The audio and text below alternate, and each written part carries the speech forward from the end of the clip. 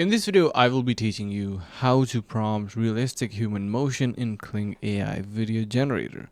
So let's just begin. You can see in here we got this human motion and everything looks perfect. So for this, you're going to be crafting your prompt something like this. But the very first thing is I suggest, like always in my all videos, that you should be uploading a reference image. That is super important because this is going to be helping it to create something that we want. So then your prompt should have nice information about what your movement is going to be looking like for example, a woman walks slowly through a misty forest, her white dress flowing gently as fog swirls around sparse leafless trees.